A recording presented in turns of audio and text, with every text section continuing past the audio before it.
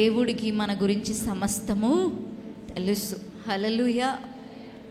మన తల్లిదండ్రులకి మనల్ని ఎంత ప్రేమించినా కూడా 24 గంటలు వారు మనల్ని ఏం చేయలేరు చెప్పండి, చూడలేరు. హల్లెలూయా. కొద్దిసేపు చూడగలరు, కొద్దిసేపు చూడలేరు. కానీ మన దేవుడు మాత్రం 24 గంటలు సంవత్సరాంతము ఆయన కన్నులు మన పైనే ఉంచబడి ఉన్నాయి. హల్లెలూయా.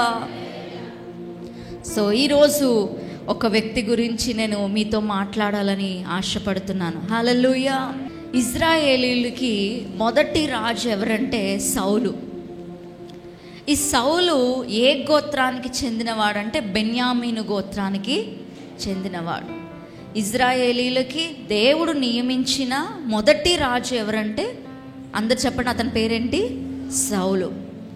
ఈ సౌలు తనకు తానుగా రాజు అయిపోలేదు, కానీ ఈ సౌలుని ఎవరు ఎన్నుకున్నారంటే దేవుడే ఎన్నుకున్నాడు. తన ప్రజల మీద రాజుగా ఉండుటకు దేవుడే ఈ సౌలుని ఎన్నుకున్నాడు. తన ప్రజల మీద రాజుగా ఉండుటకు దేవుడు ఎవరిని ఎన్నుకున్నాడు చెప్పండి? సౌలుని ఎన్నుకున్నాడు. దేవుడే అభిషేకించాడు. దేవుడే అతనికి ఆ స్థానాన్ని ఏం చేశాడంటే ఇచ్చాడు. హల్లెలూయా. అయితే ఈ సౌలు చేసిన ఒక పని దేవుడికి చాలా బాధని కలిగించింది. దేవుడిచ్చిన కృప అంతటిని ఈ సౌలు ఒక్క పనితో పోగొట్టుకున్నాడు. ఆ ఒక్క పని ఏంటి అంటే దేవునికి అవిధేయత చూపడం. దేవునికి ఇష్టం లేని పాపం అంటూ ఏదైనా ఉంది అంటే అది ఏంటంటే దేవుని మాట వినకపోవడం. ఈ సౌలు దేవుడే ఎన్నుకున్నాడు, దేవుడే ఇతన్ని రాజుగా చేశాడు. కానీ దేవునికి అవిధేయత చూపుట వల్ల దేవుడు ఏం చేశాడంటే అతన్ని పక్కకి నెట్టివేయాల్సి వచ్చింది. హల్లెలూయా. ఈ సౌలు విషయంలో అతడు ఏ విషయంలో దేవుడికి అవిధేయత చూపించాడంటే, దేవుడు అంటాడు సౌలుతో, అమాలేకీయులందరినీ నువ్వు పూర్తిగా హతము చేసే, ఒక్కరిని కూడా నువ్వు మిగల్చొద్దు, అమాలేకీయులందరినీ బొత్తిగా నిర్మూలన చేసే అని దేవుడు చెప్తే, ఈ యొక్క సౌలు, ఈ రాజు అయిన సౌలు ఏం చేస్తాడంటే అమాలేకీయులందరినీ హతం చేస్తాడు, కానీ అమాలేకీయుల రాజు అయిన అగాగుని హతము చెయ్యడు. అంత మాత్రమే కాదండి, ఆ శ్రేష్టమైన పశువులు, గొర్రెలు ఏవైతే ఉన్నాయో వాటిని ఏం చేస్తాడంటే హతము చేయకుండా వాటిని ఏం చేస్తాడంటే పక్కన పెట్టేసుకుంటాడు. దేవుడు ఏం చెప్పాడు? అందరినీ హతము చెయ్యి. కానీ ఇతడు ఏం చేస్తాడంటే అతని స్వార్థం కోసం అతడు శ్రేష్టమైన వాటిని తన దగ్గర పెట్టుకుని మిగతా వాటిని ఏం చేస్తాడంటే హతము చేసేస్తాడు. ఇది దేవుడికి చాలా బాధని కలిగించింది. చాలా బాధ కలిగించి దేవుడంట పశ్చాత్తాపపడ్డాడంట. ఏమని? ఎందుకు ఈ సౌలుని నేను రాజుగా చేశానని దేవుడే పశ్చాత్తాపపడ్డాడంట. ఒక్కసారి ఆలోచించండి. దేవుడే గనక ఈమెకెందుకు నేను ఉద్యోగం ఇచ్చాను, ఈమెకెందుకు సొంత ఇల్లునిచ్చాను, ఈమెకెందుకు నేను ఆయుష్ని పొడిగించాను, ఇతనికి ఎందుకు ఈ జీవితాన్ని ఇచ్చానని దేవుడే పశ్చాత్తాపపడితే మన జీవితం ఏమైపోద్దో ఒకసారి ఆలోచించండి. ఎందుకంటే మనకి ఇచ్చినవన్నీ ఎవరిచ్చారు చెప్పండి? దేవుడే ఇచ్చాడు. అదే దేవుడు ఎందుకు ఈమెకు ఆరోగ్యం ఇచ్చి నేను తప్పు పని చేశాను, ఆరోగ్యం ఇచ్చి జీవం ఇచ్చి ఆయుష్ పొడిగిస్తే ఆమె లోకమంటూ మనుషులంటూ నా మాట వినట్లేదని దేవుడే పశ్చాత్తాపపడితే మన జీవితాలు ఏమైపోతాయో ఆలోచించండి. సౌలు కూడా దేవునికి అవిధేయత చూపించాడు కాబట్టి దేవుడు పశ్చాత్తాపపడ్డాడంట. పశ్చాత్తాపడి రాజుగా ఉండకుండా దేవుడు ఏం చేశాడంటే సౌలుని తృణీకరించాడు. హల్లెలూయా. దేవుడు తృణీకరించేశాడు సౌలుని. ఇక మీదట ఈ సౌలు నా ప్రజల మీద రాజుగా ఉండడానికి వీలు లేదు అని దేవుడు రిజెక్ట్ చేసేసాడు సౌలుని. సౌలుని దేవుడు పక్కకి నెట్టేసి అదే సౌలు స్థానంలో దేవుడు ఎవరిని ఎన్నుకున్నాడంటే దావీదుని ఎన్నుకున్నాడు. హల్లెలూయా. సో ప్రవక్త సమూయేలును పంపించి దేవుడు ఎవరిని అభిషేకించాడంటే దావీదుని అభిషేకించాడు. సౌలుని పక్కకి నెట్టివేశాడు. మీరు చెప్పండి, సౌలుని పక్కకి నెట్టివేయడానికి కారణం ఏంటి? అతని అవిధేయత. ఏంటి చెప్పండి? దేవుని మాట వినకపోవడం వల్ల దేవుడు అతన్ని పక్కకి నెట్టేశాడు. అయితే ఈ సౌలుకి ఒక కుమారుడు ఉన్నాడు. సౌలు టైం దగ్గర పడింది, పదవి ఖాళీ అయ్యే టైము దగ్గర పడింది అంటారు కదా, పోయే కాలం దగ్గర పడింది. ఎందుకంటే దేవుడు కూడా ఏం చేశాడు, పక్కకి నెట్టేశాడు. ఈ సౌలు యొక్క పోయే కాలం దగ్గర పడతా వచ్చింది. ఈ సౌలుకి ఒక కుమారుడు ఉన్నాడు, అతని పేరు యోనాతాన్. ఎవరు చెప్పండి? ఈ యోనాతాన్కి ఒక స్నేహితుడు ఉన్నాడు, ఆ స్నేహితుడి పేరు దావీదు. కాబోయే రాజుతో ఇతనికి ఏం కుదిరిందంటే స్నేహం కుదిరింది. దావీదుకి యోనాతాను ప్రియమైన వాడంట. ఏంటి చెప్పండి? ప్రియమైన వాడు. దావీదుకి యోనాతాన్ అంటే చాలా ప్రేమ, యోనాతాన్కి కూడా దావీదు అంటే చాలా ప్రేమ. అయితే దావీదుకి యోనాతాన్ అంటే ప్రేమే, యోనాతానికి దావీదు అంటే ఎంతటి ప్రేమో కొన్ని మాటలు మీతో చెప్పాలని ఆశపడుతున్నాను. యోనాతానికి దావీదు అంటే ఎంతటి ప్రేమ అంటే ప్రాణ స్నేహితుడిగా భావించాడంట. ఏంటి చెప్పండి? ప్రాణ స్నేహితుడు అంటే నా ప్రాణం కంటే ఎక్కువ. యోనాతానికి తన ప్రాణం కంటే ఎవరిని ఎక్కువగా ఎంచాడు? దావీదుని ఎక్కువగా ఎంచాడు. నా ప్రాణం కూడా పెట్టేస్తాను. ఎవరి కొరకు? దావీదు కొరకు. అంతటి ప్రేమను యోనాతాను కలిగి ఉన్నాడు. అందుకనే తనకంటూ ఉన్న దుప్పటి, తనకంటూ ఉన్న విల్లు, తనకంటూ ఉన్న ఆయుధాలు, వీటన్నిటిని ఎవరికి ఇచ్చేశాడంటే దావీదుకి ఇచ్చాడు. తన దగ్గర ఏముందో అదంతా ఎవరికి దారపోసాడు? దావీదుకి దారపోసాడు యోనాతాను. అంత మాత్రమే కాదండి, ఈ దావీదుని అంటి పెట్టుకుని ఉన్నాడు. హల్లెలూయా. ఈ సౌలు ఈ దావీదుని చంపాలనుకుంటే సౌలుని తప్పించింది కూడా ఎవరంటే సొంత నాన్న చేతిలో ఎవరు తప్పించారు? యోనాతానే తప్పించాడు. యోనాతానికి దావీదు అంటే అంత ప్రేమ. సో నేను అడిగాను అనుకోండి, యోనాతానికి ఎంతటి ప్రేమ దావీదు అంటే మీరు ఏం చెప్పాలంటే ప్రాణము పెట్టునంత ప్రేమ. హల్లెలూయా. తన ప్రాణాన్నే అర్పించినంత ప్రేమ. ఎవరికి? యోనాతానికి. ఎవరి మీద? దావీదు మీద. హల్లెలూయా. అంతటి ప్రేమని కలిగి ఉండగా ఒకరోజు దేవుడు తృణీకరించేశాడు కదా సౌలుని. సౌలు పొజిషన్ ఏమైపోయిందంటే ఖాళీ అయిపోయింది. ఏమైపోయింది చెప్పండి? ఖాళీ అయిపోయింది. ఆ దేవుడు అతన్ని ఖాళీ చేసే క్రమంలో, అతన్ని ఆ రాజు అనే స్థానం నుండి నెట్టివేసే క్రమంలో ఏం జరిగిందంటే ఈ సౌలు యోనాతానులు ఫిలిష్తీయులతో యుద్ధానికి వెళ్తారు. ఎవరితో చెప్పండి? ఫిలిష్తీయులతో యుద్ధానికి వెళ్తే ఆ యుద్ధంలో ఏం జరుగుతుందంటే ఇద్దరు చనిపోతారు. ఎవరు చనిపోతారు? సౌలు చనిపోతాడు, యోనాతాను కూడా చనిపోతాడు. ఇద్దరు చనిపోతారు ఫిలిష్తీయులతో యుద్ధంలో.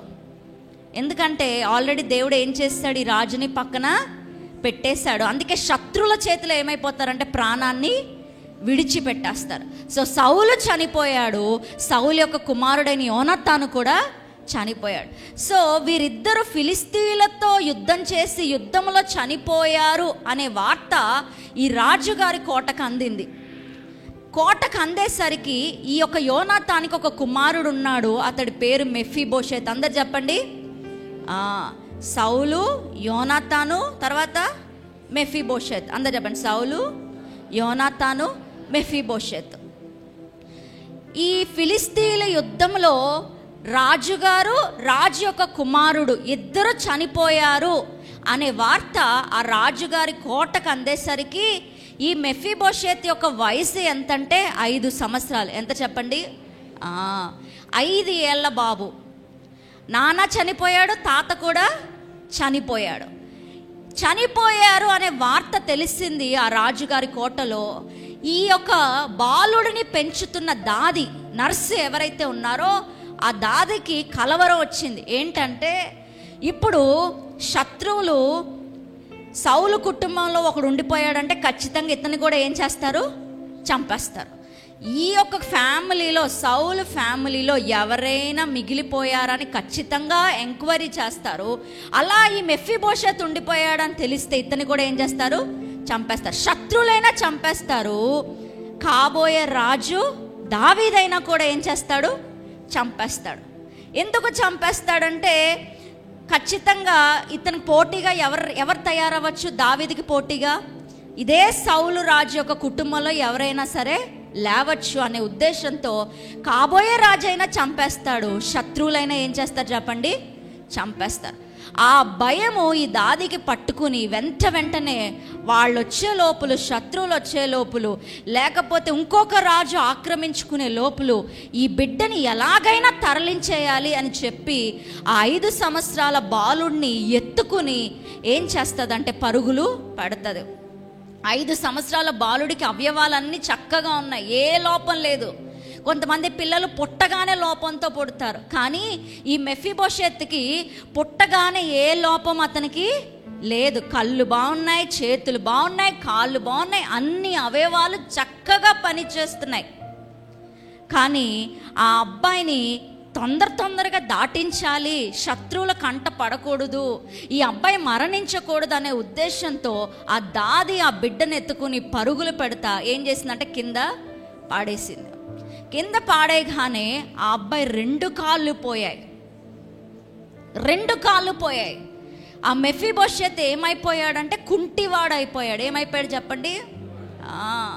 మన పాపం బట్టి, మన తప్పులు బట్టి శ్రమ వస్తే మనం భరిస్తాం, కానీ ఎవరో చేసిన తప్పుకి మనం శిక్ష భరించడం చాలా నొప్పితో కూడిన పని. 2 కాళ్ళు పోగొట్టుకున్నాడు, 2 కాళ్ళు పోయాయి, కుంటివాడైపోయాడు. 5 సంవత్సరాల ఆ బిడ్డ ఒక వ్యక్తి ఇంటిలో, మాకీరు అనే వ్యక్తి ఇంటిలో ఏం చేస్తాడంటే పెరుగుతాడు. ఎలా పెరుగుతాడంటే ఒక అనాథలాగా పెరుగుతాడు. ఇన్ని రోజులు రాజభవనంలో పెరిగాడు, అన్నీ ఉన్నాయి, ఏది తక్కువ లేదు, చుట్టూ పని వాళ్ళు ఉన్నారు. కానీ ఈరోజు ఈ కుమారుడికి వచ్చిన దుస్థితి ఏంటంటే ఒకవైపు కాళ్ళు పోగొట్టుకున్నాడు, ఏమీ చెయ్యలేడు, అటువంటి దుస్థితిలో ఉన్నాడు. అదే సమయంలో ఎవరో ఇంటికాడ ఎక్కడో దూరంగా తల దాల్చుకుని వాళ్ళ ఆశ్రయంలో ఒక అనాథలాగా ఈ వ్యక్తి పెరుగుతున్నాడు. ఎంతటి బాధను అనుభవించుంటాడో ఒకసారి ఆలోచించండి. అతని హృదయం ఎలా ఉంటుందో ఆలోచించండి. నాకు తెలిసి ప్రతిరోజు ఏడ్చుకుంటా ఉన్నాడేమో.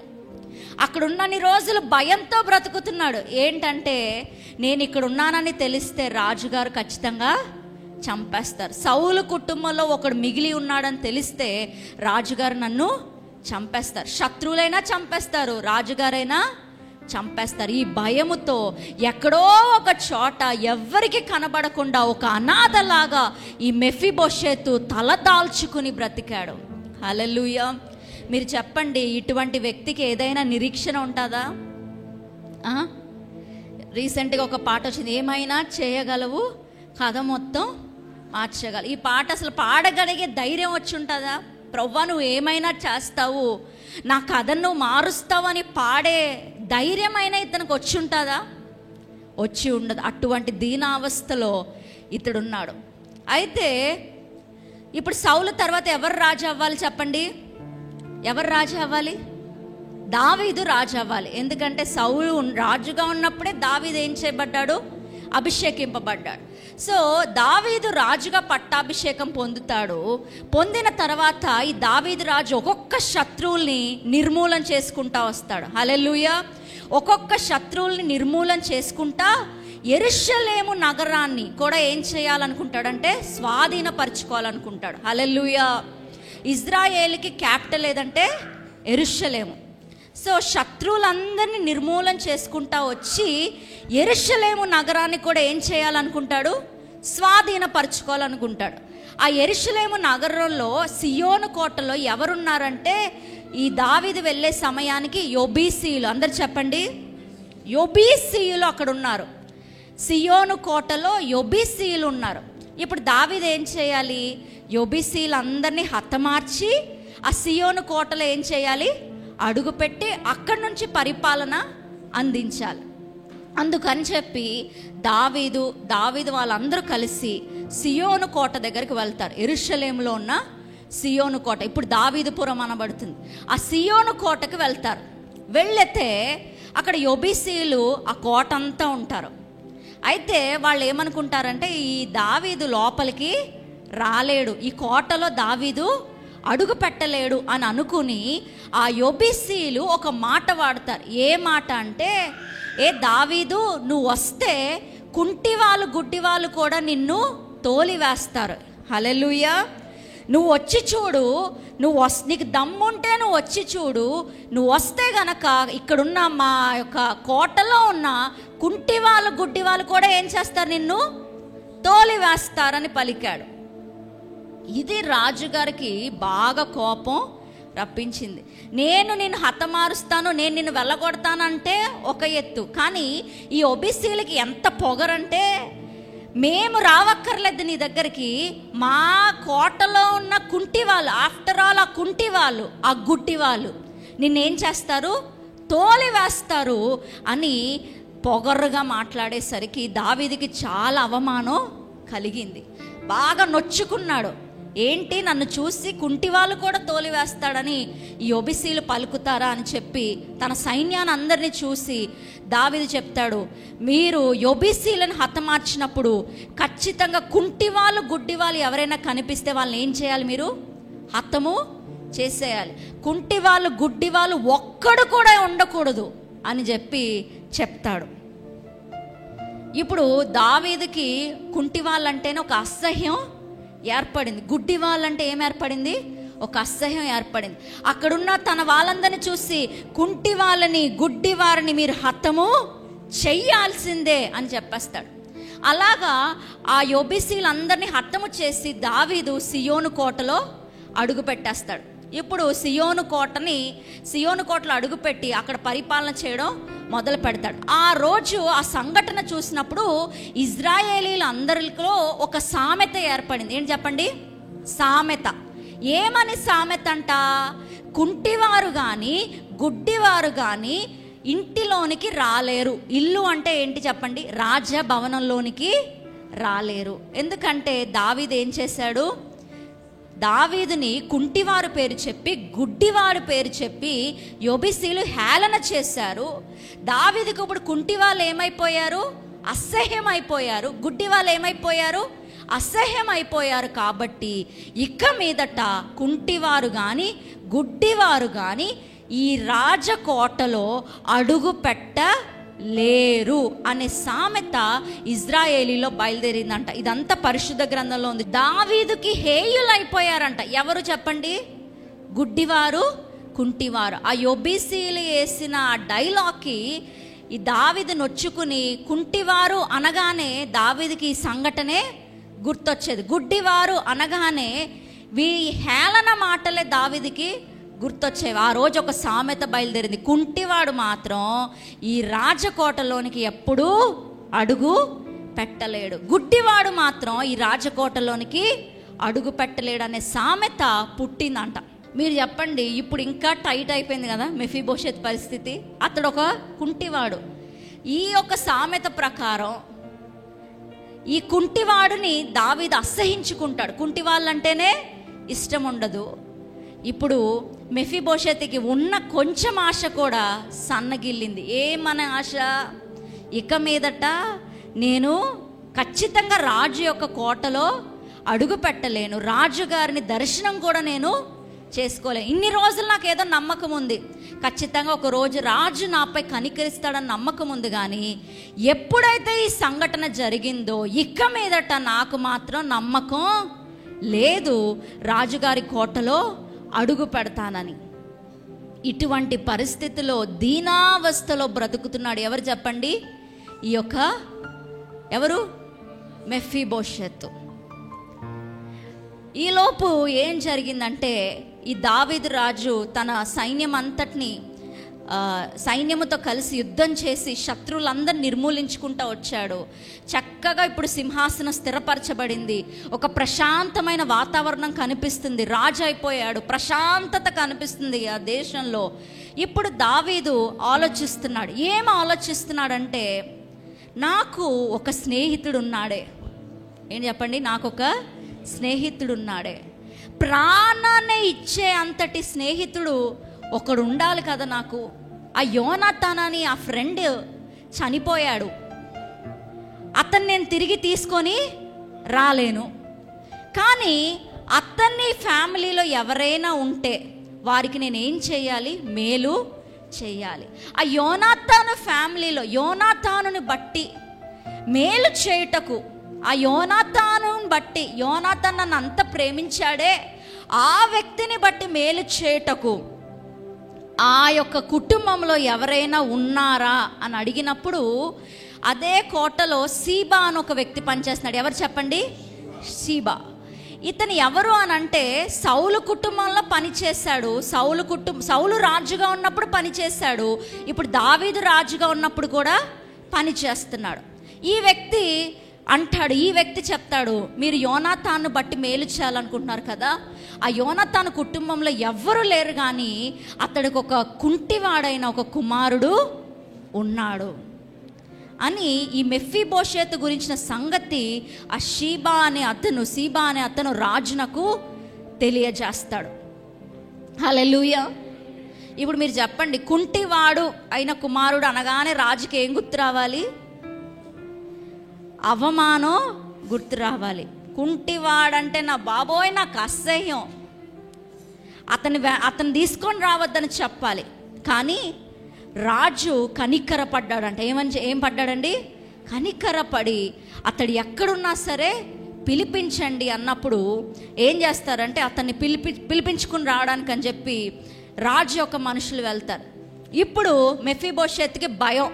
ఏమని భయం? నేను ఇప్పుడు వెళ్తే నన్ను చంపేస్తారు, చంపడానికే నన్ను తీసుకొని వెళ్తున్నారు. ఎందుకంటే ఇన్ని రోజులు రాలేదు, ఇన్ని రోజులు నన్ను పిలవలేదు, ఇప్పుడు పిలుస్తున్నారంటే, అది నన్ను వెతుక్కుంటా వస్తున్నారంటే ఖచ్చితంగా నన్ను ఏం చేస్తారు? చంపేస్తారు. చంపడానికే నన్ను తీసుకుని వెళ్తున్నారని భయపడిపోతున్నాడు, వణికిపోతున్నాడు. వాళ్ళ ఇంట్లో అందరికీ ఈ యొక్క మెఫీబోషెతుకు ఇంకొక కుమారుడు ఉన్నాడంట, చిన్న కుమారుడు. వాళ్ళందరికీ గుడ్ బై చెప్పుంటాడు.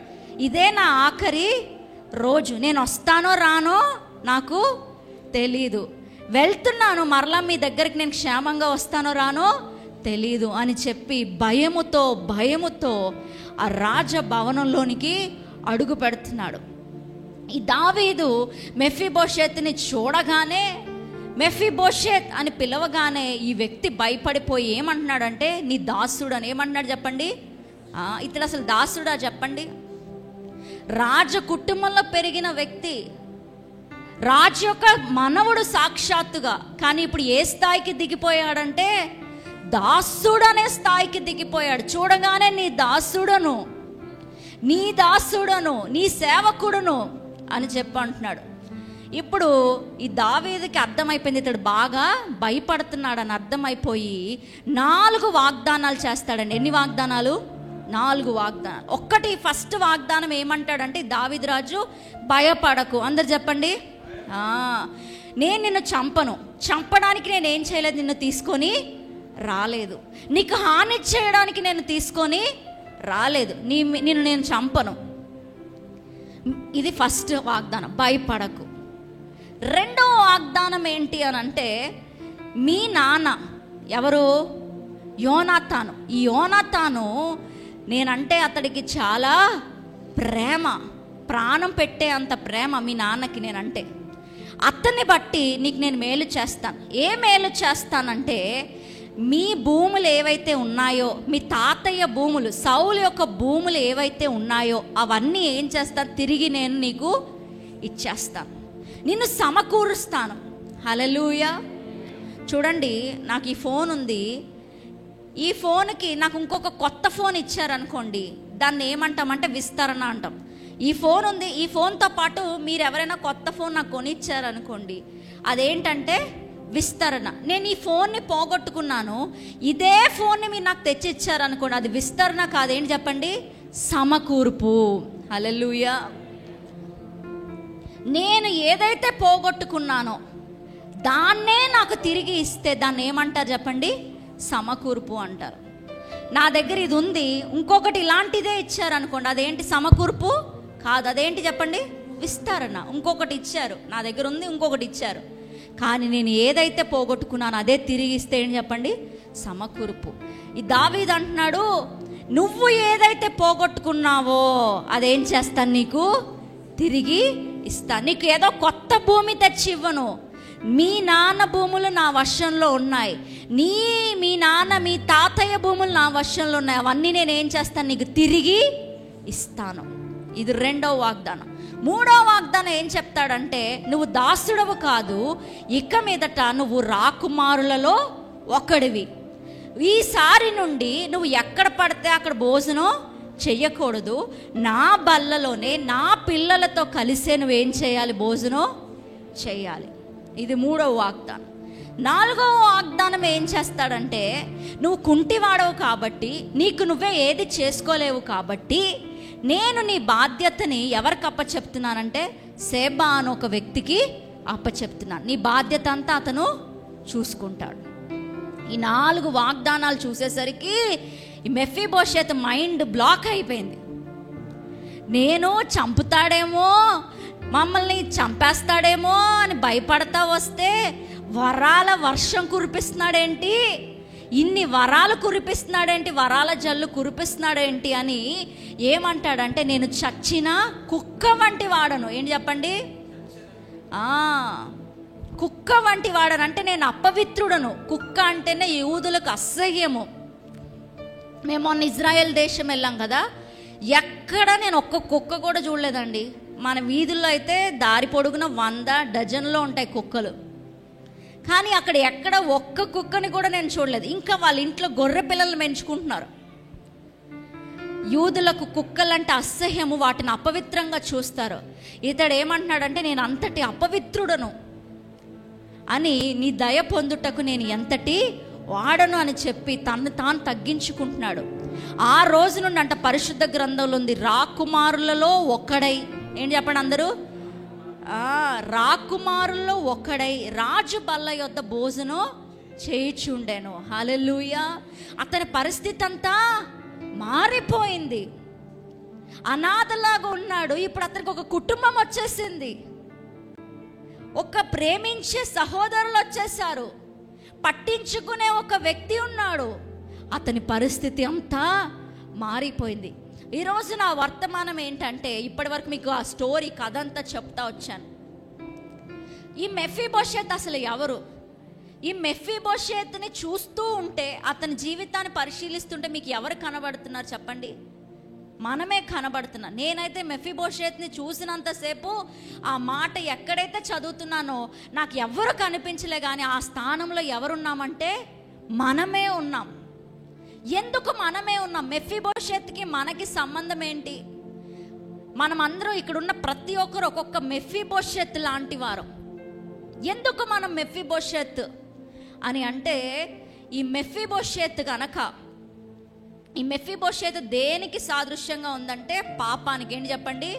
పాపానికి. ఇతని జీవిత కథ పాపపు మరకల్ని తెలియజేస్తుంది. ఒకవేళ గనక మెఫీబోషెత్ని మీరు వెళ్ళి అడిగారు అనుకోండి, ఎందుకు బాబు నువ్వు కుంటివాడైపోయావు అని అడిగితే అతడు ఏం చెప్తాడో తెలుసా అండి? నా దాది కారణం అంటాడు. ఏమంటాడు?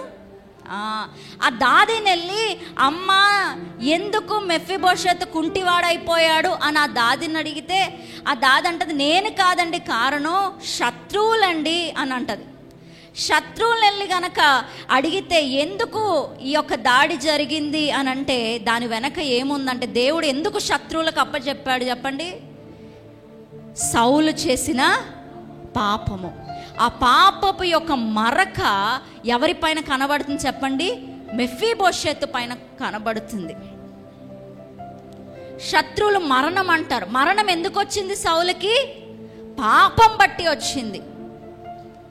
దేవుడు కూడా ఆదాము హవ్వ తినద్దన్న పండు తిన్నప్పుడు ఆదాము ఎవరిని బ్లేమ్ చేశాడు? ఎవరి మీద నెట్టేశాడు? హవ్వ మీద నెట్టేశాడు. హవ్వ ఎవరి మీద నెట్టింది? పాము మీద నెట్టింది. ఇక్కడ కూడా అదే జరిగి ఉండదు. మెఫీబోషెత్ని కనుక అడిగి ఉంటే దానికి మూల కారణం ఏంటంటే వాళ్ళ తాతయ్య చేసిన పొరపాటు. అందుకే మెఫీబోషెత్ కుంటివాడు అయిపోయాడు. మనం చేసిన తప్పులకి మనం శిక్ష అనుభవించకపోవచ్చు, కానీ మన బిడ్డలు ఏం చేస్తారు? శిక్షని అనుభవిస్తారు. ఆ పాపపు మరకలు మన పిల్లల్ని వెంటాడతాయి. చూడండి, నిర్గమకాండం 34వ అధ్యాయం 7వ వచనం.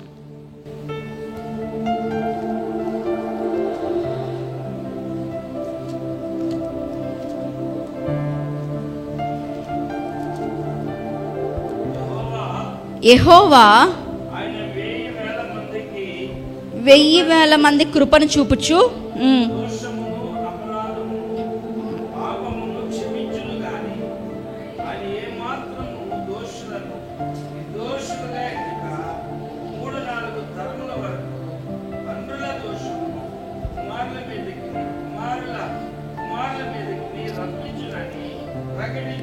హల్లెలూయా. దేవుడు కృప చూపిస్తే ఎన్ని తరాలండి కృప చూపిస్తాడు? 1000 తరాలు. అదే దేవుడు పాపానికి శిక్ష వేస్తే ఏ తరములో అని ఉంది చెప్పండి? 3 లేదా 4వ తరం. సౌలు చేసిన పాపానికి 3వ తరంలో ఉన్న మెఫీబోషెత్ ఏం చేశాడు? శిక్షని అనుభవించాడు. సౌలు చేసిన అతిక్రమానికి, సౌలు దేవునికి అవిధేయత చూపుట వల్ల ఆ పాపపు మరక ఎవరిపైన కనిపించింది చెప్పండి? మెఫీబోషెత్ పైన కనిపించింది. అతడు కుంటివాడు అయిపోయాడు. 3 లేదా 4 తరం, ఇంగ్లీష్లో ఉంటుంది 3 or 4th జనరేషన్. మీరు చేసిన తప్పుకి మీ 3వ తరంలో ఉన్నవారు ఏం చేస్తారు చెప్పండి? శిక్షను అనుభవిస్తారు. ఈ సౌలు చేసిన అతిక్రమం యొక్క శిక్ష ఈ 3వ తరంలో ఉన్న మెఫీబోషెత్ పైన పడింది. పాప భారాన్ని అతడు మోసుకుంటా తిరిగాడు. పాపపు మరకల్ని మోసుకుంటా తిరిగాడు. అందుకనే అంటాడు కదా, నేను కుక్కతో సమానం. నా లైఫ్ యొక్క వాల్యూ ఎంతంటే చచ్చిపోయినా కుక్కతో సమానం. అంటే నేను అంతటి అపవిత్రుడను, కుక్క వంటి వాడను, నేను అపవిత్రుడను అని ఒప్పుకుంటున్నాడు. ఎందుకంటే మెఫీబోషెత్కి తెలుసు తన పైన ఏముంది చెప్పండి? పాపపు మరకలు ఉన్నాయి. హల్లెలూయా. మెఫీబోషెత్ అనే మాటకు అర్థం ఏంటంటే షేమ్, అవమానం అని అర్థం.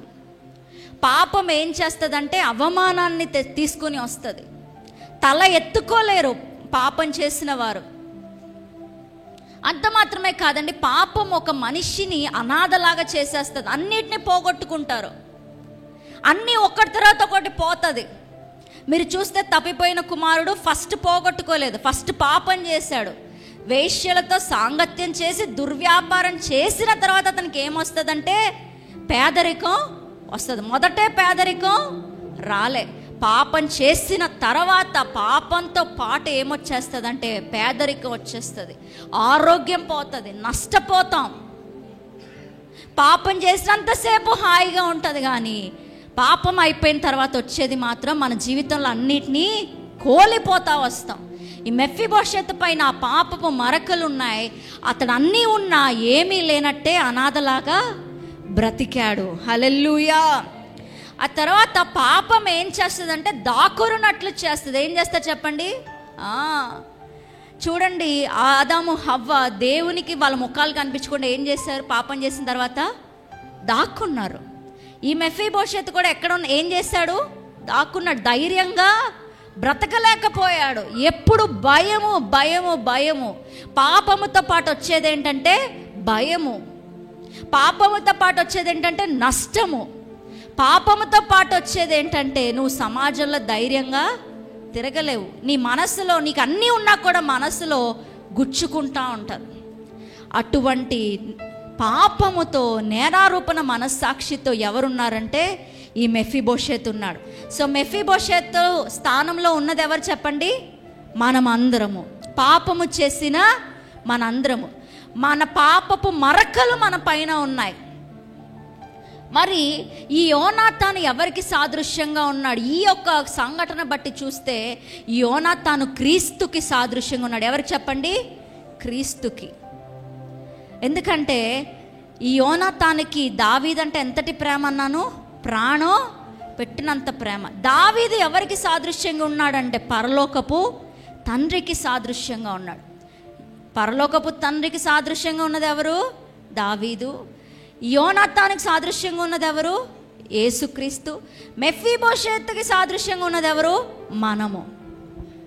ఇప్పుడు రాజుగారు వరాల జల్లు కురిపించాడు మెఫీబోషెత్కి. ఎవరిని బట్టి చెప్పండి? ఎవరిని బట్టి? మెఫీబోషెత్ మంచివాడనా? మెఫీబోషెత్ యోగ్యుడనా? మెఫీబోషెత్ అర్హుడనా? ఎవరిని బట్టి రాజు దయ చూపించాడంటే యోనాతానుని బట్టి. ఎందుకు యోనాతాను అంత ప్రత్యేకమైన వాడు దావీదు కంటే? యోనాతానికి ఎంతటి ప్రేమ చెప్పండి? ప్రాణము పెట్టునంత ప్రేమ. అందుకే యేసు ప్రభు తండ్రికి లోబడంట ప్రాణాన్ని కూడా ఏం చేశాడంట? అర్పించేశాడు. తండ్రి అంటే ఎంత ప్రేమ ఉంటే యేసుక్రీస్తు తండ్రి ఎదుట తన్ని తాను ఏం చేశాడంటే అర్పించుకున్నాడు. తండ్రి నీ చిత్తమైతే ఈ గిన్నె నా యొద్ద నుండి తీసివేయి. అంటే యేసయ్యకి తండ్రి అంటే ఎంత ప్రేమో ఆలోచించండి. యోనాతానుకి దావీదంటే ఎంత ప్రేమో సేమ్ అలానే యేసుక్రీస్తు కూడా తండ్రి అంటే అంతటి ప్రేమ. అందుకే తండ్రి చిత్తానికి తన్ను తాను ఏం చేశాడు? అప్పగించుకున్నాడు. సో ఈ మెఫీబోషెత్ చరిత్ర మారింది, బ్రతుకు మారిందంటే ఎవరు యొక్క గొప్పతనం చెప్పండి? ఎవరిని బట్టి చెప్పండి? క్రీస్తుని బట్టి. హల్లెలూయా. యోనాతానుని బట్టి. ఈరోజు నేను చెప్తున్నాను, మన బ్రతుకు మారాలంటే అది క్రీస్తు వలనే సాధ్యము. క్రీస్తు తప్ప, క్రీస్తుని అంగీకరిస్తే తప్ప, క్రీస్తుని కలిగి ఉంటే తప్ప, క్రీస్తుకి కుమారులైతే తప్ప తండ్రి వద్ద నుండి మీరు ఏదియూ పొందలేరు. తండ్రి దగ్గర నుండి వచ్చే ప్రతి ఆశీర్వాదం నువ్వు పొందాలంటే క్రీస్తుకి కుమారుడై ఉండాలి. హల్లెలూయా. యోనాతానికి గనక మెఫీబోషెతు కుమారుడై లేకపోతే దావీదు యొక్క దయ కలిగేది కాదు. తండ్రి ఇచ్చే ప్రతి ఆశీర్వాదములు పొందాలంటే నీ జీవితంలో ఎవరుండాలి చెప్పండి? క్రీస్తు ఉండాలి. ఎవరుండాలి చెప్పండి? క్రీస్తు ఉండాలి. హల్లెలూయా. ఈరోజు ఒక 7 విషయాలు మీతో చెప్తాను. తండ్రిని బట్టి అంటే యోనాతానుని బట్టి, యేసుని బట్టి తండ్రి మనకిచ్చే ఆశీర్వాదాలు ఏంటో 7 ఆశీర్వాదాలు మీకు చెప్పాలని ఆశపడుతున్నాను. హల్లెలూయా. యోనాతానుని బట్టి, ఎవరిని బట్టి చెప్పండి? మన యొక్క యేసయ్యని బట్టి తండ్రి మనకిచ్చే 7 దీవెనలు ఉన్నాయి. మన యోగ్యత కాదు, మన అర్హత కాదు, మన యొక్క ప్రార్థన జీవితం కాదు, కానీ కేవలం యేసయ్యని బట్టి తండ్రి 7 ఆశీర్వాదాలు ఇస్తున్నాడు. హల్లెలూయా. మొదటి ఆశీర్వాదం ఏంటంటే, యేసుని బట్టి మనకు వచ్చే మొదటి ఆశీర్వాదం ఏంటంటే కృప. అందరూ చెప్పండి, కృప. యేసయ్య యొద్ద నుండే కృప మొదలైంది. హల్లెలూయా. కృప అంటే ఏంటంటే అర్హత లేని వారికి దేవుడు చూపించే ప్రేమయే ఏంటి చెప్పండి? కృప. అర్హత లేదు, యోగ్యత లేదు, కానీ నీకు దేవుడు కనికరాన్ని చూపిస్తున్నాడంటే దాన్ని ఏమంటాను చెప్పండి? కృప అంటాం. అందుకే యేసుక్రీస్తు ఈ లోకానికి ఎలా వచ్చాడంట? కృపా సత్య సంపూర్ణుడుగా. తండ్రి మన ఎడల జాలి పడుతున్నాడంటే, తండ్రి మనకి కృప చూపిస్తున్నాడంటే దానికి కారణం ఎవరు? మధ్యలో ఎవరు చెప్పండి? హీరో ఎవరు? యేసుని బట్టి తండ్రి ఏం చేస్తున్నాడు? కృపను మన ఎడల చూపుతున్నాడు. హల్లెలూయా. ఈ మెఫీబోషెత్ జీవితంలో కూడా ఎవరిని బట్టి దావీదు రాజు కనికరపడ్డాడు? మెఫీబోషెత్ పైన ఎవరిని బట్టి కనికరపడ్డాడు చెప్పండి? ఎవరిని బట్టి? యోనాతానుని బట్టి. ఎలా అయితే యోనాతానుని బట్టి దావీదు కనికరపడ్డాడో, యేసుని బట్టి తండ్రి మనందరి పైన కనికరపడుతున్నాడు. హల్లెలూయా. ఈరోజు నీ పైన కనికరపడుతున్నాడు దేవుడు. నీకు తన కృపనిస్తున్నాడు. కృప అనే యేసుని నీకు ఇస్తున్నాడు. హల్లెలూయా. రోమీలకు రాసిన పత్రిక 3వ అధ్యాయం 24 చూడండి. కాబట్టి నమ్మువారు ఆయన కృపచేతనే క్రీస్తు యేసునందలి విమోచనము ద్వారా ఉచితముగా నీతిమంతులని తీర్చబడుచున్నారు. హల్లెలూయా. క్రీస్తు ద్వారా మనకి ఏం కలుగుతుందంట? నీతి కలుగుతుందంట. మనకి మనం సంపాదించుకున్నది కాదు కృప. మనకి మనము కష్టపడి సంపాదించుకుంది కాదు కృప. క్రీస్తు ద్వారా మనకి ఏం కలుగుతుంది చెప్పండి? మొదటి ఆశీర్వాదం ఏంటి? అందరు చెప్పాలి, కృప. అందరు చెప్పండి, కృప. హల్లెలూయా. రెండవ ఆశీర్వాదం, యేసుని బట్టి పరలోకపు తండ్రి మనకిచ్చే రెండవ ఆశీర్వాదం ఏంటంటే సమకూర్పు. అందరూ చెప్పండి. యేసు ఈ లోకానికి రాకముందు వరకు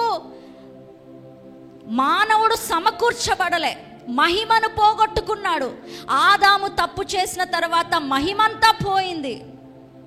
కానీ యేసు ద్వారా మనం ఏం చేయబడ్డాం చెప్పండి? సమకూర్చబడ్డాం. ఆదాము హవ్వలతో ప్రతి చల్లటి పూట దేవుడు మాట్లాడేవాడంట. అంత సమీపముగా ఉన్నారు ఆదాము హవ్వలు.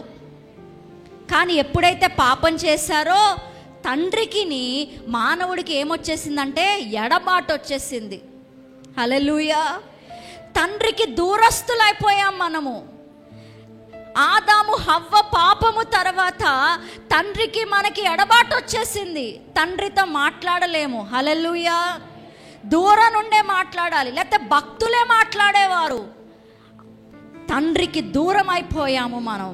కానీ ఎప్పుడైతే యేసయ్య వచ్చాడో, యేసయ్య మన కొరకు మరణించాడో, ఎప్పుడైతే యోనాతాను మరణించాడో, మెఫీబోషెత్కి ఏం కలిగింది చెప్పండి? సమకూర్పు కలిగింది. యేసు మరణించిన తర్వాత మునుపు దూరస్తులమే, కానీ ఇప్పుడు దేవునికి ఏమైపోయాం? దగ్గర వాళ్ళం అయిపోయాం. హల్లెలూయా. మునుపు దేవునికి దూరంగా ఉన్న మనము సమీపం అయిపోయాము. హల్లెలూయా. చూడండి 2 కొరింథీయులకు రాసిన పత్రిక 5:18 చూడండి. సమస్తమును దేవుని వలనైనవి, ఆయన మనల్ని క్రీస్తు ద్వారా, అందరు చెప్పండి, క్రీస్తు ద్వారా తనతో సమాధానపరచుకొని ఆ సమాధానపరచు పరిచర్యను మాకు అనుగ్రహించెను. హల్లెలూయా. తండ్రికి మనకున్న ఎడబాటుని తీసివేసింది ఏది చెప్పండి? క్రీస్తు. హల్లెలూయా. క్రీస్తు ద్వారా తండ్రికి మనకి ఒక సంబంధం, సహవాసం ఏర్పడిందంట. హల్లెలూయా. ఈరోజు నేను చెప్తున్నాను, దేవునికి మీకు మధ్యలో ఎడబాటు లేదు. దేవునికి మీకు మధ్యలో దూరం ఏమీ లేదు. ఎందుకంటే క్రీస్తు మీ కొరకు చనిపోయాడు, ఆయన మరణించాడు. ఎందుకో తెలుసా? తండ్రికి మీకున్న సంబంధాన్ని తిరిగి సమకూర్చడానికి. హల్లెలూయా. యోనాతాను మరణించాడు. ఇప్పుడు మెఫీబోషెత్కి ఏం కలిగింది చెప్పండి? సంబంధం కలిగింది. ఎవరితో సంబంధం కలిగింది? రాజుగారితో సంబంధం కలిగింది. హల్లెలూయా. మూడవదిగా, క్రీస్తుని బట్టి తండ్రి మనకిచ్చే 3వ ఆశీర్వాదం ఏంటంటే మన అవసరాలన్నీ తీర్చడం. అందరు చెప్పండి, అవసరాలన్నీ తీర్చడం. నాకు అది కావాలి, ఇది కావాలి, నాకు 5 లక్షలు అప్పు ఇవ్వండి, 2 లక్షలు అప్పు ఇవ్వండి, ఇంత వడ్డీకి ఇవ్వండి. మీరు ఎవరిని అడగక్కర్లేదు. హల్లెలూయా. మెఫీబోషెతు ఒకప్పుడు అనాథలాగా బ్రతికాడు. అందరి దగ్గర చేయి చాపి వాళ్ళింట్లో వీళ్ళింట్లో తలదాచుకుని బ్రతికాడు. కానీ ఎప్పుడైతే రాజుని కలుసుకున్నాడో, యోనాతానుని బట్టి దావీదు రాజుని ఎప్పుడైతే మెఫీబోషెత్ కలుసుకున్నాడో, మెఫీబోషెత్ అవసరాలన్నీ ఎవరు చూసుకున్నారు చెప్పండి? దావీదు రాజే చూసుకున్నాడు. యేసుని బట్టి మనం తండ్రిని కలుసుకున్నాము. మన అవసరాలన్నీ ఎవరు చూస్తారు చెప్పండి? దేవుడే చూస్తాడు. హల్లెలూయా. ఎవరిని బట్టి చూస్తాడు? ఎవరిని బట్టి దేవుడు మీకు అవసరాలు తీరుస్తాడు? క్రీస్తుని బట్టి. హల్లెలూయా. అందుకే ఫిలిప్పి 4:19 ఉంటుంది, కాగా దేవుడు తన ఐశ్వర్యము చొప్పున, కాగా దేవుడు తన ఐశ్వర్యం చొప్పున క్రీస్తు యేసునందు మహిమలో మీ ప్రతి అవసరమును తీర్చును. హల్లెలూయా. దేవుడు అవసరాలు తీరుస్తున్నాడు. ఎవరిని బట్టి అవసరాలు తీరుస్తున్నాడు చెప్పండి? క్రీస్తుని బట్టి మన అవసరాలన్నిటినీ తీరుస్తున్నాడు. హల్లెలూయా. యోనాతానుని బట్టి దావీదు రాజు ఎలాగైతే మెఫీబోషెత్ అవసరాలన్నీ తీర్చాడో, క్రీస్తుని బట్టి తండ్రి అయిన దేవుడు మన అవసరాలన్నీ తీరుస్తాడు.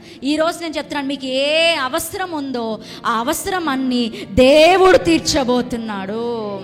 మీరు ఒకవేళ అనొచ్చు, నాకు స్వస్థత అవసరంగా ఉందండి, నాకు ఆరోగ్యం కావాలండి, లేకపోతే నా అప్పుల బాధలు పోవాలండి, నాకు ధనము కావాలి, ఇల్లు కట్టుకోవాలనుకుంటున్నా, ధనము కావాలి. ఏ అవసరం ఉన్నా క్రీస్తుని నువ్వు కలిగి ఉన్నావు, క్రీస్తుకి కుమారుడు అయ్యావు, ఆ క్రీస్తుని కొరకు మరణించాడు. ఆ క్రీస్తుని బట్టి తండ్రి నీ ప్రతి అవసరాలు తీర్చబోతున్నాడు. నీకు ఏమి కావాలో అవన్నీ దేవుడే ఇస్తాడు. హల్లెలూయా. మనుషుల దగ్గర చేయి చాపడానికి ముందు మనం దేవుని దగ్గరే మన చేయిని చాపాలి. చాలాసార్లు మనం ఏం చేస్తామంటే మనుషులందరినీ అడిగేసి లాస్ట్లో ఎవరి దగ్గరకు వస్తాం? దేవుని దగ్గరకు వస్తాం. అలా చేస్తే మీరు దేవుని అవమానపరిచినట్టు. డాక్టర్ దగ్గరికి వెళ్ళొద్దని చెప్పను, కానీ డాక్టర్ దగ్గర వెళ్ళడానికి ముందు నీ ఇంటిలోనే ఒక డాక్టర్ ఉన్నారు, ఆ డాక్టర్ దగ్గర నువ్వు ఖచ్చితంగా అడగాలి. హల్లెలూయా. ఏ అవసరం ఉన్నా అన్నిటిని దేవుడు ఈరోజు తీర్చబోతున్నాడు. ఈరోజు పరిశుద్ధాత్మ దేవుడు మీకు ఇచ్చే మాట ఏంటంటే, మీ అవసరాలన్నీ నేను తీరుస్తాను, నీకు కావాల్సినవన్నీ నేనే చూసుకుంటాను, నీకు ఏం కావాలో అవన్నీ నేను ఇస్తాను. హల్లెలూయా. ఇది 3వ ఆశీర్వాదం. 4వ ఆశీర్వాదం ఏంటంటే చూడండి, ఈ యొక్క మెఫీబోషెతు దేని వైపు అడుగులు వేశాడంటే మరణం వైపు అడుగులు వేశాడు. హల్లెలూయా. చూస్తే ఖచ్చితంగా రాజుగారు నన్ను చంపేస్తాడనే భయముతోనే, మరణానికి పాత్రుడవుతాననే భయముతోనే రాజుగారి కోటలో అడుగు పెట్టాడు. కానీ అతడు మరణించాడా చెప్పండి? లేదు. నిత్యము రాజుగారి బల్ల దగ్గర జీవముతో ఉన్నాడు. హల్లెలూయా. రాజుగారి బల్ల దగ్గర భోంచేస్తూ, రాజుగారు ఇచ్చే ఆ విందులో పాల్గొంటూ, రాజుగారు ఇచ్చే ఆ జీవములో పాల్గొంటూ సంతోషంగా తన దినాల్ని గడిపాడు. యేసుక్రీస్తు ఈ లోకానికి వచ్చి ఆయన మరణించాడు. ఆయనని బట్టి తండ్రి ఇచ్చే 4వ ఆశీర్వాదం ఏంటంటే నిత్య జీవము. హల్లెలూయా. క్రీస్తు ద్వారా మనకి నిత్య జీవం వచ్చింది. క్రీస్తుని బట్టియే మనకి నిత్య జీవాన్ని తండ్రి ఇచ్చాడు. హల్లెలూయా. లేకపోతే మనం చేసిన పాపాలకి ఎప్పుడో మనం చనిపోవాలా. ఈరోజు మనకి చనిపోయినా కూడా మనకి పరలోకంలో ఏముంది చెప్పండి? నిత్యం మనము జీవిస్తాం. ఆ జీవం ఎక్కడి నుండి వచ్చింది? జీసస్ని బట్టి వచ్చింది, యేసయ్యని బట్టి వచ్చింది. యేసయ్య చేసిన పుణ్యకార్యం బట్టి, యేసయ్య తండ్రి దగ్గర లోబడ్డాడు. ఎందుకంటే మన గురించి లోబడ్డాడు. తండ్రికి తాను అప్పగించుకుని ప్రాణం పెట్టాడు.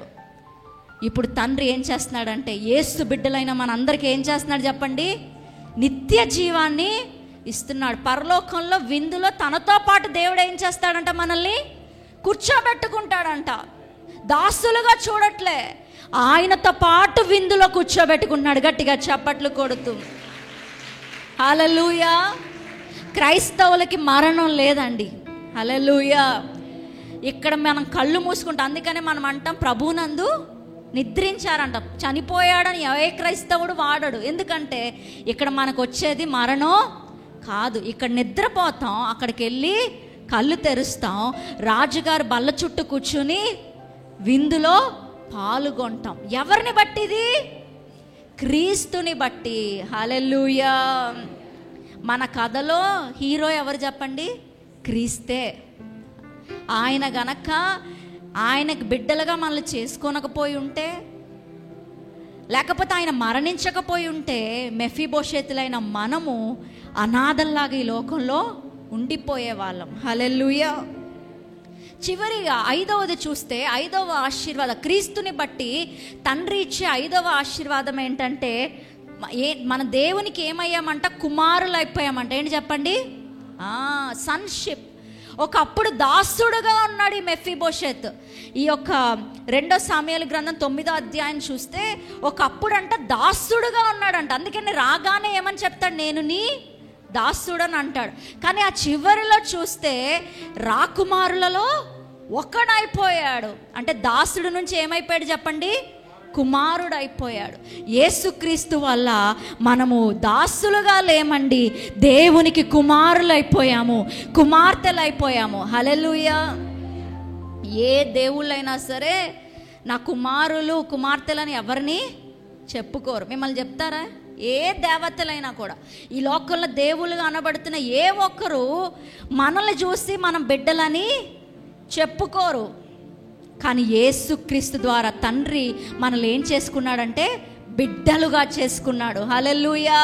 తన సొంత బిడ్డలుగా దేవుడు చేసుకున్నాడు.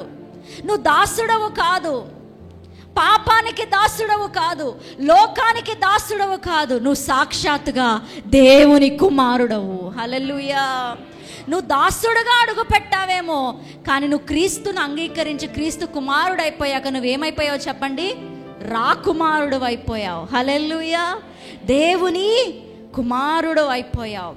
ఇది 5వ ఆశీర్వాదం, కుమారత్వం. ఏం చెప్పండి? మనం అందరం ఎవరికి పిల్లలైపోయాం? దేవునికి పిల్లలైపోయాం. ఎవరిని బట్టి పిల్లలయ్యాం? క్రీస్తుని బట్టి పిల్లలయ్యాం.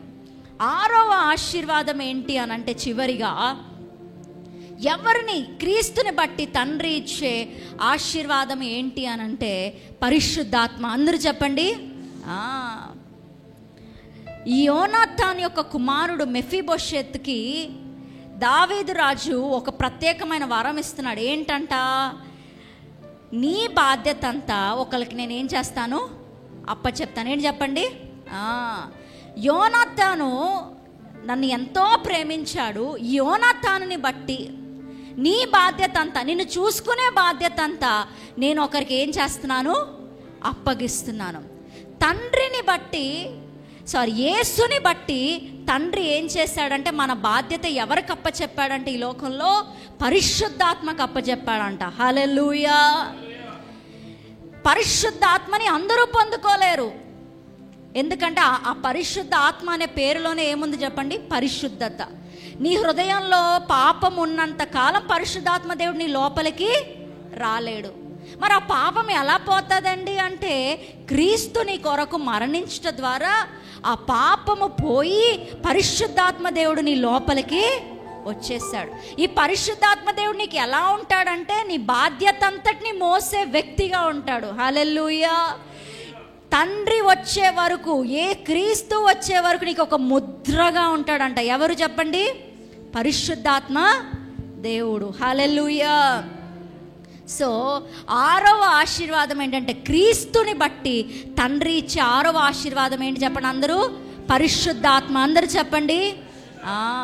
మీ బాధ్యత ఈ లోకంలో తండ్రి ఒకరికి అప్పచెప్పాడు. ఎవరికి? పరిశుద్ధాత్మకి. అందుకనే ఆయన మీతోనే ఉంటాడంట, మీ చుట్టే ఉంటాడంట, మీ లోపలే ఉంటాడంట పరిశుద్ధాత్మ దేవుడు. ఎందుకంటే నీ బాధ్యతని తండ్రి ఎవరికి అప్పచెప్పాడు? పరిశుద్ధాత్మకు అప్పచెప్పాడు. హల్లెలూయా. యోనాతానును బట్టి దావీదు రాజు మెఫీబోషెతు బాధ్యతని సేబాకి అప్పగించాడు. అలానే యేసుక్రీస్తుని బట్టి తండ్రి అయిన దేవుడు నీ బాధ్యతను ఎవరికి అప్పచెప్పాడు చెప్పండి? పరిశుద్ధాత్మకి అప్పచెప్పాడు. హల్లెలూయా. ఈ పరిశుద్ధాత్మని ప్రతి ఒక్కరూ పొందుకోవాలి. పరిశుద్ధాత్మని పొందుకోవాలంటే ఏం చేయాలి అని అంటే, నీ హృదయాన్ని క్రీస్తు రక్తంతో కడుక్కోవాలి. పాపమున్న చోట పరిశుద్ధాత్మ దేవుడు రాడు. నువ్వు పాపానంతటిని ఒప్పుకొని విడిచిపెడితే, పాపమంతటిని ఒప్పుకొని పరిశుద్ధాత్ముడా నా లోపలికి రండంటే ఆయన నీ లోపలికి వచ్చేస్తాడు. నువ్వు మరలా పరలోక రాజ్యాన్ని ఆత్మ చేరే వరకు నీ బాధ్యత అంతా ఎవరు తీసుకుంటారంటే పరిశుద్ధాత్మ దేవుడే తీసుకుంటాడు. హల్లెలూయా. నిన్ను ఆదరిస్తాడు, బోధిస్తాడు, నడిపిస్తాడు. కానీ నువ్వు చెయ్యాల్సింది ఏంటంటే క్రీస్తు రక్తంతో నీ హృదయాన్ని కడుక్కోవాలి. అంత మాత్రమే కాదండి, పరిశుద్ధాత్మ కొరకు అడగాలి. ఏంటి చెప్పండి? అడగాలి. అడుగు వారికి ఎంతో నిశ్చయంగా దేవుడు ఏమిస్తున్నాడంట? పరిశుద్ధాత్మని ఇస్తున్నాడంట.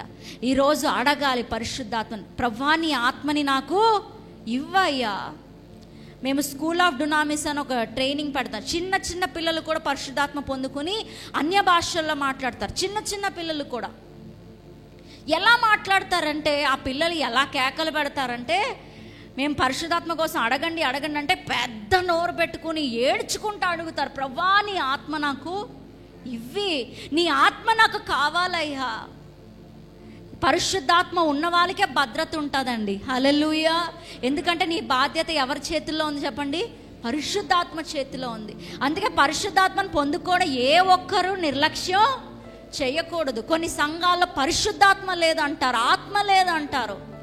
అవి అన్నీ ఒట్టి మాటలే. పరిశుద్ధాత్మని వీళ్ళని కాదు వాళ్ళని కాదు, అందరూ పొందుకోవాలి. ప్రతి విశ్వాసి పొందుకోవాలి, ప్రతి సేవకుడు పరిశుద్ధాత్మని పొందుకోవాలి. ఎందుకంటే పరిశుద్ధాత్మ దేవునికే మన బాధ్యత అప్పగింపబడింది. హల్లెలూయా.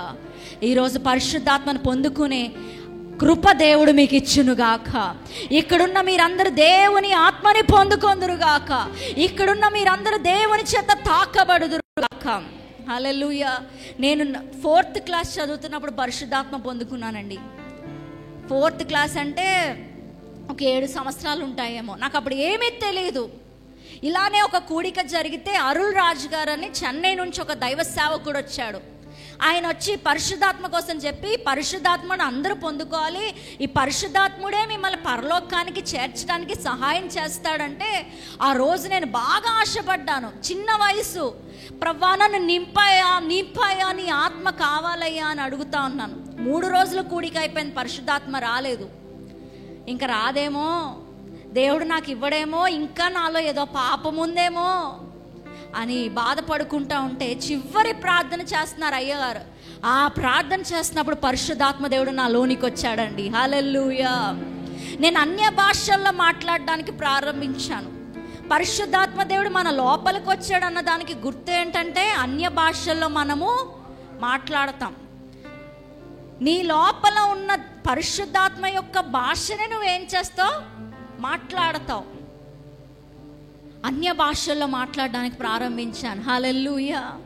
ఆ రోజు నుండి పరిశుద్ధాత్మకి నాకు సహవాసం మొదలైంది. ఏనాడు పరిశుద్ధాత్మ దేవుడు నన్ను విడిచి పెట్టలేదు. నా బాధ్యత అంతా ఆయనే తీసుకున్నాడు. నాకు బాధగా ఉంటే పరిశుద్ధాత్మ దేవుడు నన్ను ఆదరిస్తాడు, నన్ను ఓదారుస్తాడు, నన్ను ధైర్యపరుస్తాడు. హల్లెలూయా. ఈ 6 ఆశీర్వాదాలు తండ్రి క్రీస్తుని బట్టి మనందరికీ ఇస్తున్నాడు. యోనాతాన్ని బట్టి దావీదు రాజు ఈ 6 ఆశీర్వాదాలు మెఫీబోషెతుకి ఇచ్చినట్లుగా క్రీస్తుని బట్టి ఈ 6 ఆశీర్వాదాలు పరలోకపు తండ్రి మనకి ఇస్తున్నాడు. 6 ఆశీర్వాదాలు ఏంటి చెప్పండి? మొదటిది కృప, అందరు చెప్పండి. రెండవది సమకూర్పు. మూడవది మన అక్కరలన్నీ క్రీస్తు ద్వారా తండ్రి తీరుస్తాడు. 4వ ఆశీర్వాదం ఏంటి? నిత్య జీవము. 5వ ఆశీర్వాదం ఏంటి? కుమారత్వం. దాసులు కాదు కానీ మనము కుమారులైపోయాం. 6వ ఆశీర్వాదం పరిశుద్ధాత్మ. హల్లెలూయా. అయితే నా మెసేజ్ చివరికి వస్తుందండి, 5 నిమిషాల్లో ముగించేస్తాను. ఈ యొక్క మెఫీబోషెతు ఇంతటి కృప పొందుకోవడానికి ఏం చేశాడండి? అతను ఏమైనా చేశాడా? ఏం చేశాడని తండ్రి ఇంత కనికరపడ్డాడు. దావీదు రాజు ఇంత కనికరపడ్డానికి మెఫీబోషెతు ఏం చేశాడు? కుంటి వాళ్ళంటే అసహ్యమే దావీదు రాజుకి, కానీ మెఫీబోషెతు ఏం చేశాడని అతని పైన ఇంత కనికరం దిగి వచ్చింది. ఇన్ని ఆశీర్వాదాలు, 6 ఆశీర్వాదాలు ఎలా పొందుకున్నాడు మెఫీబోషెతు అంటే 2 పనులు చేశాడు. ఏం చెప్పండి? ఈరోజు ఆ 2 పనులు కనుక మనం చేస్తే సేమ్ మెఫీబోషెతు లాగానే తండ్రి వద్ద నుండి ఆ కృపని పొందుకుంటాం, ఆ 6 ఆశీర్వాదాలని పొందుకుంటాం. అవేంటో చెప్పమంటారా? మొదటిది, ఈ మెఫీబోషెతు ఏం చేశాడంటే తగ్గించుకున్నాడు. అందరు చెప్పండి. దేవుడంట గర్విష్ఠులని ఎదిరిస్తాడంట, అహంకారులను ఎదిరిస్తాడంట. గర్వం అనేది దేవుడు అసహించుకుంటున్న పాపం. ఈ గర్వం ఎప్పుడు వస్తుందో తెలుసా అండి? ఇదంతా నాది అని ఎప్పుడైతే మనిషిలో అనిపిస్తుందో గర్వం వచ్చేస్తుంది. ఈ ఇల్లు నాది, ఈ కారు నాది, నా కష్టముతో నేను కొనుక్కున్నాను, ఇది నాది అనుకున్నంత వరకు దేవునికి మహిమ నువ్వు ఇవ్వలేవు. ఈ యొక్క మెఫీబోషెతు ఎంతగా తగ్గించుకున్నాడంటే రాజుగారు ముందుకు వచ్చి అంటున్నాడు, నేను నీ దాసుడను. హల్లెలూయా. నేను సౌలు యొక్క మనవుడైన మెఫీబోషెతునని తను తాను పరిచయం చేసుకోవట్లే. ఏమని పరిచయం చేసుకున్నాడు చెప్పండి? నేను నీ దాసుడను. దేవుడి దగ్గర గర్వం పనికిరాదు. నువ్వు ఎంతటి గొప్పవాడవే కావచ్చు, కానీ నీకు గనక ఈ తగ్గింపు లేకపోతే నీవు శూన్యమే. నువ్వు ఎంత గొప్పవాడైనా దేవుడు ఇవ్వకపోతే నీకు ఏ ఆశీర్వాదం రాదు. హల్లెలూయా. యెహోవా ఇల్లు కట్టించిన ఎడల దాని కట్టువారి ప్రయాసము వ్యర్థమే.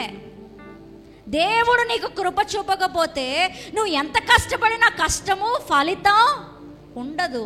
మనకి కలిగినవన్నీ దేవుని ద్వారా కలిగాయి. హల్లెలూయా.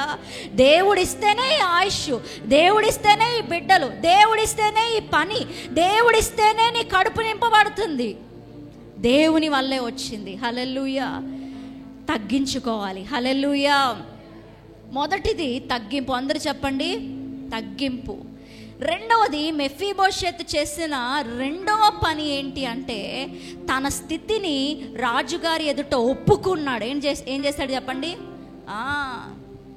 తన ప్రస్తుత స్థితిని ఉన్నది ఉన్నట్లుగా ఒప్పుకున్నాడు. ఏమంటున్నాడు? నేను చచ్చిన కుక్క వంటి వాడును, నీ దయ పొందుటకు నేను ఏమాత్రము. దేవుని దగ్గర మన ఉన్న స్థితిని ఏం చేయాలి? ఒప్పుకోవాలి. మన అపవిత్రతను దేవుని ఎదుట ఒప్పుకోవాలి. చాలామంది పాపాన్ని ఒప్పుకోవడానికి ఇష్టపడ్డరు. ఈరోజు పాపాన్ని ఒప్పుకొని విడిచిపెట్టేవారే వర్ధిల్లుతారు. నీ జీవితంలో నువ్వు దీవెన చూడాలి, ఆశీర్వాదం చూడాలంటే నీ పాపాన్ని ఒప్పుకొని నువ్వేం చేయాలి? విడిచిపెట్టాలి. ఈ మెఫీబోషెతు కుక్క వంటి అపవిత్రుడునే అని ఆ యజమానుడి ఎదుట ఒప్పుకుంటున్నాడు. ఈరోజు చాలామంది దేవుడి దగ్గర దాగుడు మూత ఆట ఆడతారు. అంటే దేవుడికి నా పాపాలు తెలియవనుకుంటారో ఏంటో. దేవుని దగ్గర ఒప్పుకోవడానికి కూడా సిగ్గుపడిపోతూ ఉంటారు. నిన్ను క్షమించాల్సింది ఎవరంటే దేవుడే. నువ్వు మనుషుల దగ్గర ఒప్పుకుంటున్నావో లేదో నీ తప్పులు, కానీ ఎవరి ముందు ఒప్పుకోవాలి చెప్పండి? దేవుడు ముందు ఒప్పుకోవాలి.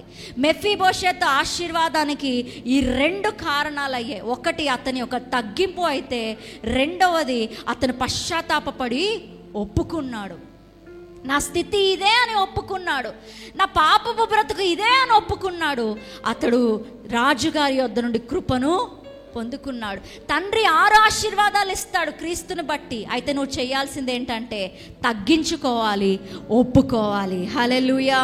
ఒకే ఒక వాక్యాన్ని చూపించి ముగిచ్చేస్తాను. 2 దినవృత్తాంతములు 7:14 చదువుదాం. అందరు చదవండి. నా పేరు పెట్టబడిన నా జనులు తమను తాము తగ్గించుకొని ప్రార్థన చేసి నన్ను వెతికి తమ చెడు మార్గములను విడిచిన ఎడల ఆకాశం నుండి నేను వారి ప్రార్థన విని వారి పాపమును క్షమించి వారి దేశమును స్వస్థపరచుదును. హల్లెలూయా. 2 దేవుడు చెప్తున్నాడు. ఇక్కడ కూడా మీరు చూస్తే నా పేరు పెట్టబడిన జనులు ఏం చేయాలంట? తగ్గించుకోవాలి. 2 ఏం చేయాలి? ఒప్పుకోవాలి. ఈ 2 చేస్తే నేను కనికరపడి వారి దేశాన్ని ఏం చేస్తాను? స్వస్థపరుస్తాను. దేవుడు నీకు చేయడానికి రెడీగా ఉన్నాడు. ఎందుకంటే క్రీస్తు నీ కొరకు అన్నీ చేసేశాడు. తండ్రి నీకు వరాల జల్లు కురిపించాలని ఆశపడుతున్నాడు. కానీ నిన్ను నీవే తగ్గించుకోవాలి. నీ పాపపు స్థితిని ఒప్పుకొని విడిచిపెట్టాలి. ఈ 2 చేస్తే మెఫీబోషెతులాగా నీవు కూడా దేవుని యొద్ద నుండి కృపను పొందుకుంటావు. అందరు లేచి నిలబడని మనం ప్రార్థన చేద్దాం. హల్లెలూయా.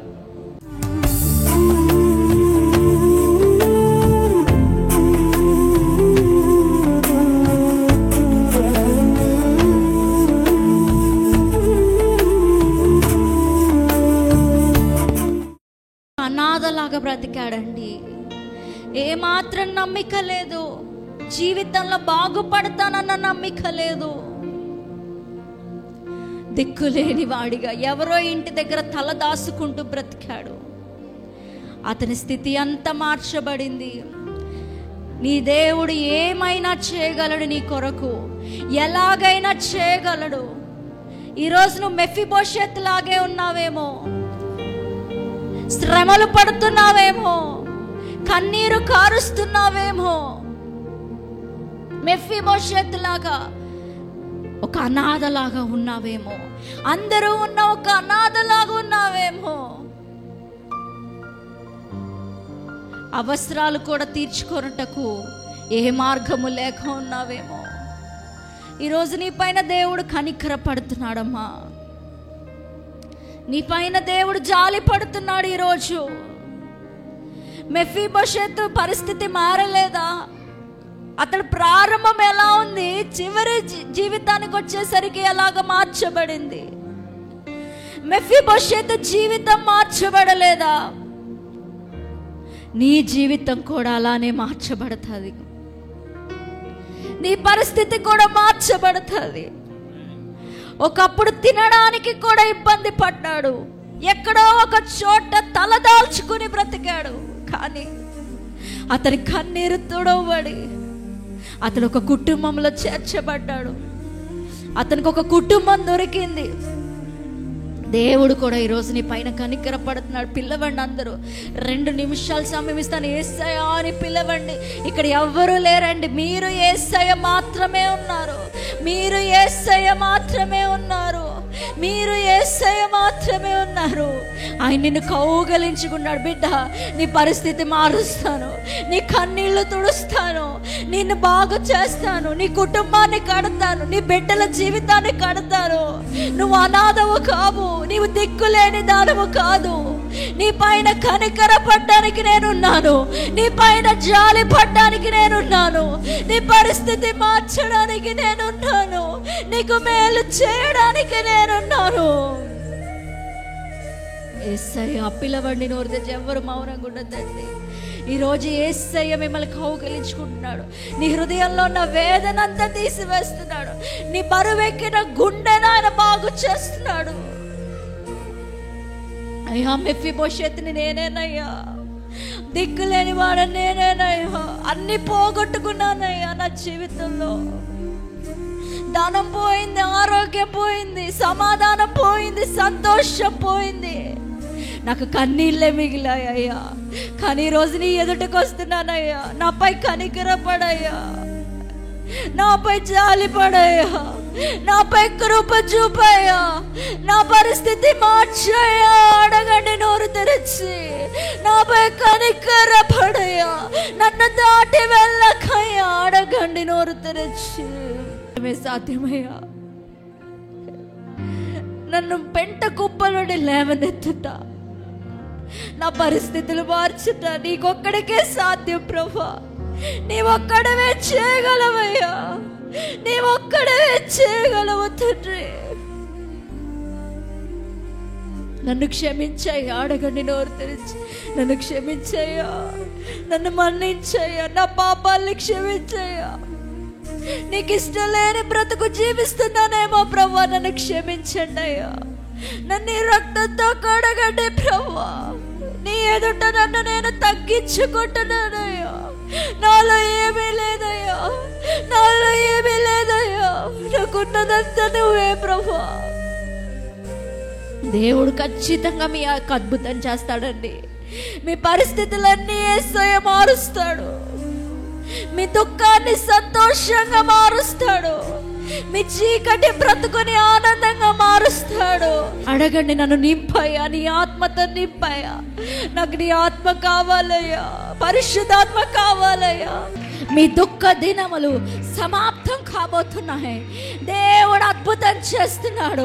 ఈరోజు దేవుడు నిన్ను జ్ఞాపకం చేసుకుంటున్నాడు, నిన్ను జ్ఞాపకం చేసుకుంటున్నాడు. దేవుని జ్ఞాపకంలోనికి నీ వస్తున్నావు. రాబా బాబా షాబా బాబా బాబా. నోరు తెరవండి, నోరు తెరవండి, నోరు తెరిచి భాషల్లో మాట్లాడండి, నోరు తెరవండి.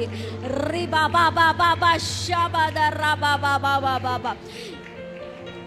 ఈ ముగింపు కూడికలో, ఈ చివరి దినాన్న దేవుడు అభిషేకిస్తున్నాడు, అభిషేకిస్తున్నాడు. ఆయన అభిషేకాన్ని పైకి దిగి వస్తుంది, ఆయన అభిషేకం దిగి వస్తుంది. నువ్వు దేవుని వెలుగుని చూడొచ్చు. ఒక వెలుగు తాకుతుంది నిన్ను, దేవుని వెలుగు తాకుతుంది, దేవుని వెలుగు తాకుతుంది, దేవుని మహిమ తాకుతుంది. రిబా బాబా షబా దరజహంద రబా బాబా.